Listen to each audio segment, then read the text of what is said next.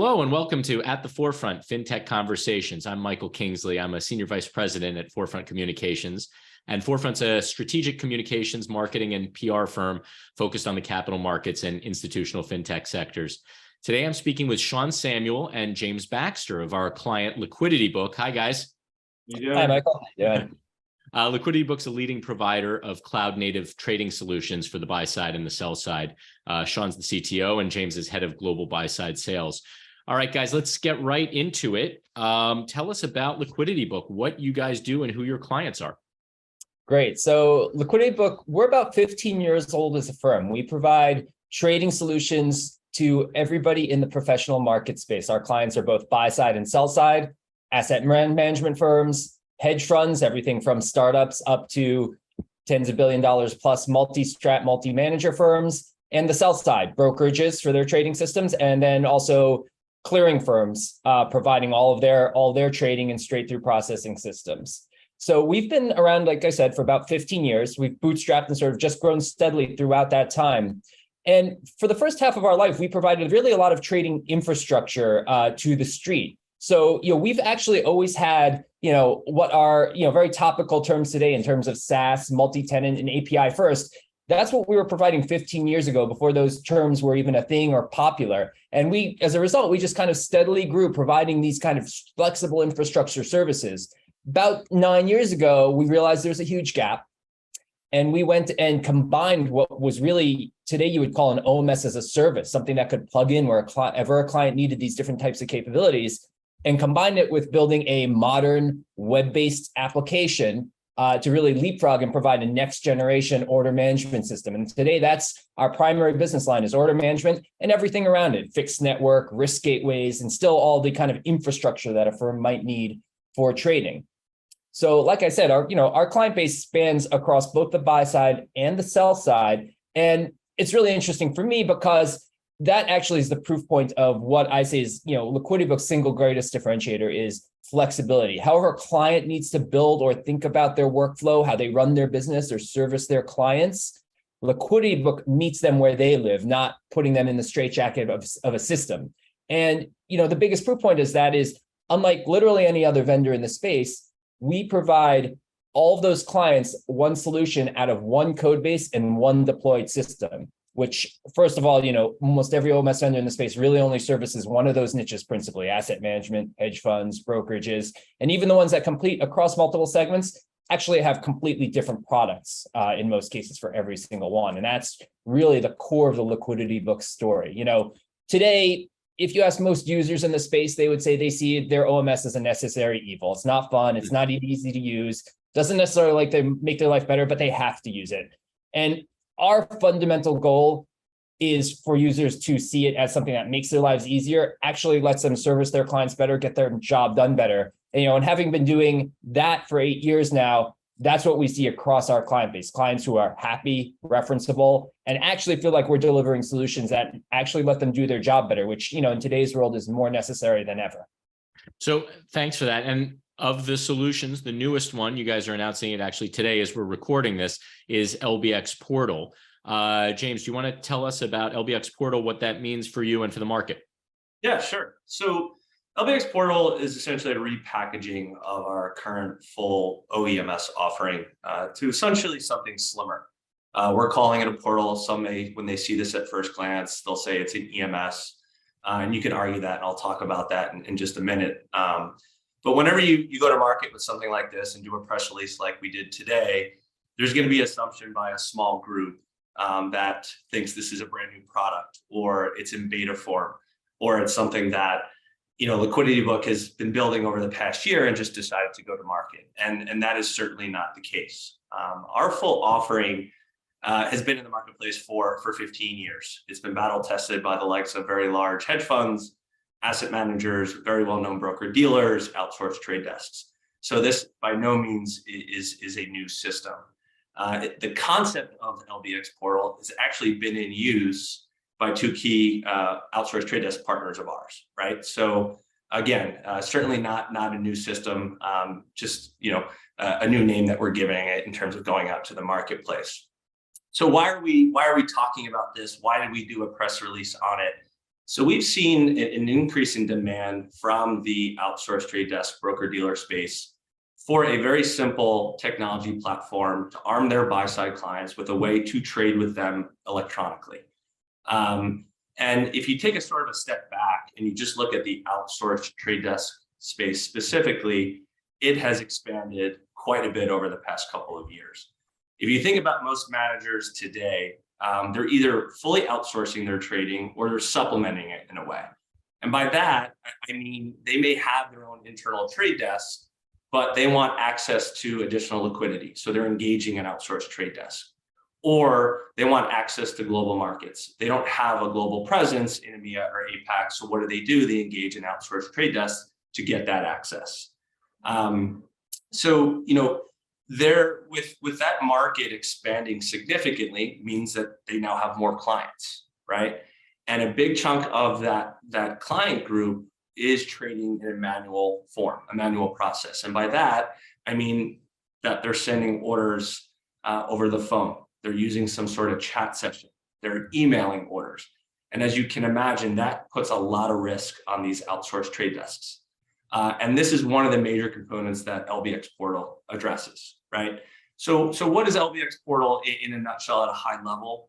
I just mentioned it. It's going to give the buy side clients the ability to trade electronically with their broker dealers and their outsourced trade desks. It's going to give them a dashboard view, essentially a blotter, where they can manage and view their orders being worked throughout the day. So as their prints are coming back in from their brokers, from their outsourced trade desks, they can see and manage that. They'll also be able to see depth of book, right? So they'll be able to have level 1, level 2 market data in their view as to sort of manage and view their orders in the marketplace. Now, the other assumption that some folks will have when they hear this podcast and they see the press release is that, they may say, okay, well, there's other broker dealers, there's other outsourced trade desks that have the ability to distribute EMS platforms, right? The likes of Realtek, Ready, EMSX, and that LBX Portal is very similar. And at a distance, yes, you could argue that. But when you actually look closer, LBX Portal is very different. So if you look at the emerging manager space, these smaller managers that are using these outsourced trade desks, the idea is we want them to grow. And when they grow, that means they've grown in assets, they've added additional pooled vehicles, they've added SMAs. And with that comes a need of allocation methodology, the need of pre and post trade compliance, position viewing, automation around file delivery, because now they have 3 or 4 primes, 3 or 4 custodians, and that process can be very cumbersome, right? The idea is if they're using one of those other EMSs I just mentioned, they now have to go out to the marketplace, engage an OMS vendor, go through a lengthy sales process, learn a new UI, right, which is very time consuming. With LBX Portal, all that functionality is already there. We just need to turn it on for them. So it's all about workflow and efficiency is what you're talking about there. You got it, correct. And I think that's really where LBX Portal stands out amongst the pack versus the other EMSs and OMSs that are out there. And what I wanted to ask you about is, we know you guys customize your solution for each client and so on. But in this press release, we spent a lot of time talking about LBX Portal being turnkey, being out of the box, that sort of thing. Can you square that circle about customizing things, but something also being ready to go? Yeah, I mean, what I would say is that we've taken our experience, and this is why LBX Portal is a packaging of what we've been doing for the last 15 years. We know that there's certain typical or standard configurations, everything falls into patterns. And what we've done with Portal is it's not even just one packaged offering. What we said is when you're distributing this kind of solution to your clients, well, they'll fall into one of, say, 3 typical patterns or use cases. We're going to have a boxed out of the box, ready to go template for each of those, but it's still our full solution. So it's just the implementation piece is just already there. So you can literally light it up very quickly and easily. And then when the client needs something customized or an add-on or wants to extend the solution, it's still the full LB solution, not something partial or halfway or incompatible. So it can still grow up as much as they need in whatever dimension they need, as James has been talking about. So that's really, what it is that providing that clean definition so that we've got a story and our clients have a story. Oh, wait, do you just need a day system? Do you need to also have positions? Do you need risk? Oh, wait, you need to add a managed account. we can handle all that cleanly as an upgrade path. You don't have to go engage a new vendor or reinstall your solution or start from scratch, which is what happens with, all over and over again. And having that full upgrade path from out of the box to as rich as you need to get is really what we're, talking about and taking out there today to go share with the market. That's great. So, we've talked about how LiquidityBook got to where you are today and the news that you're announcing today. So we want to wrap up by talking about what's next, what the future is for LiquidityBook, what you guys are planning, and maybe the perspective of what trends you're looking at in the market for 2023. Yeah.